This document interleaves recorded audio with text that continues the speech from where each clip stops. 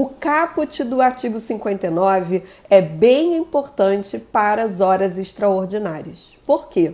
Porque quando você tem uma jornada de trabalho, se você tiver o trabalho além da sua jornada, você está prorrogando a sua jornada.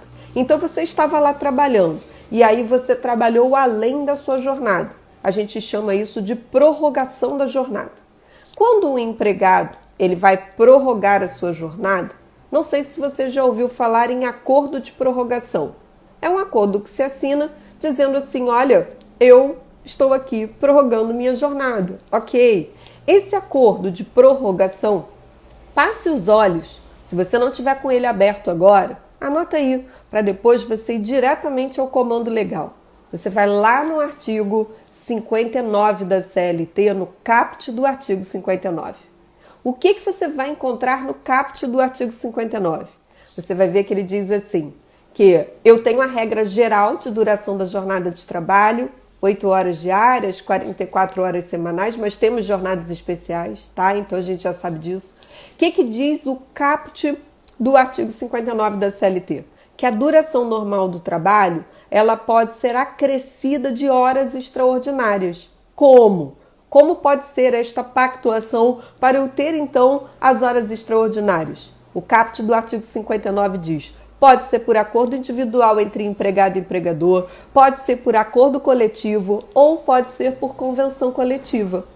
Então, a primeira coisa que a gente trabalhou no artigo 59, no caput, a previsão da prorrogação da jornada sendo pactuado. Formas de pactuação, acordo individual entre empregado e empregador, acordo coletivo e convenção coletiva.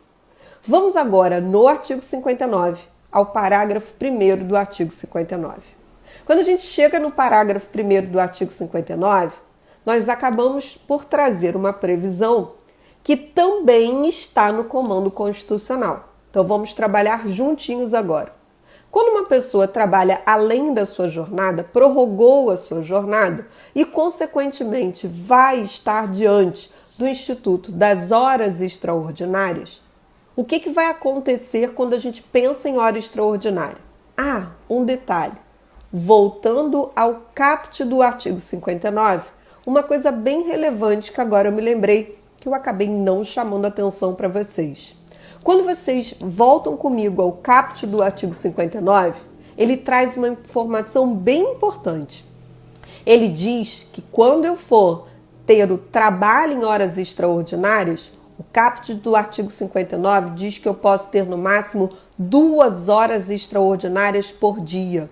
Então, quando eu presto horas extras, eu estou prorrogando a minha jornada. Quanto tempo eu posso acrescer a minha jornada? Eu posso acrescer 2 horas extraordinárias por dia. Então esse é um assunto também, né, que na verdade um ponto dentro do assunto que é relevante. O caput fala da pactuação e traz o limite também máximo de 2 horas extras por dia. Feito isso, vamos aproveitar o ensejo e lembrar aqui. Nós temos no parágrafo 1º do artigo 59, que a gente está falando agora, uma previsão que também está no comando constitucional. Então vamos recapitular e vamos juntos.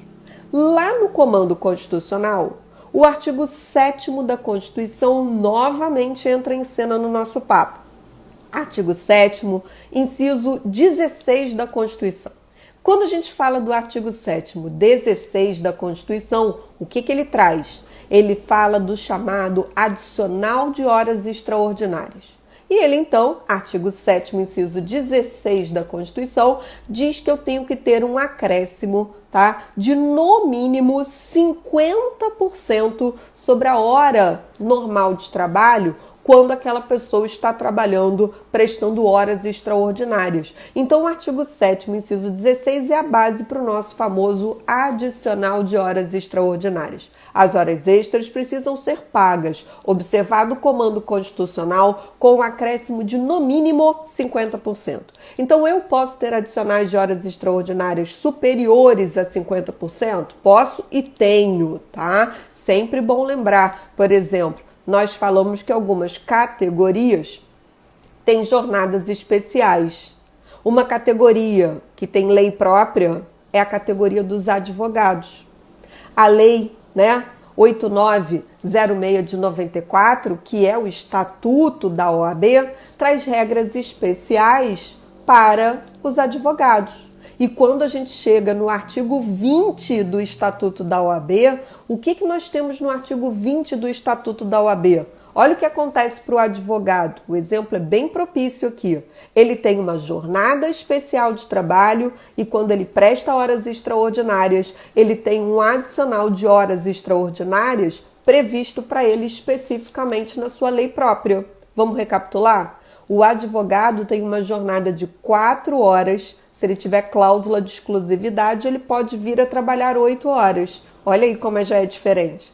E caso o advogado preste horas extraordinárias, o que está no artigo 20 do Estatuto da OAB? Está dizendo que o advogado tem que receber suas horas extraordinárias com acréscimo de no mínimo 100%. Então olha aí o que a gente vem trabalhando. A gente tem a nossa previsão, que é a previsão de no mínimo 50%, contida no comando constitucional, mas algumas categorias têm regras próprias. O advogado, ele é sempre um bom exemplo. Por quê? Porque é a nossa categoria e porque automaticamente você lembra. Você está diante de uma categoria que tem lei própria e tem um adicional que também é específico lá para o advogado previsto no artigo 20 do Estatuto da OAB. Então vamos recapitular. Estamos falando do adicional de horas extraordinárias. Quando a gente fala do adicional de hora extra, o que você vai pensar? As horas extraordinárias são pagas com acréscimo de no mínimo 50%.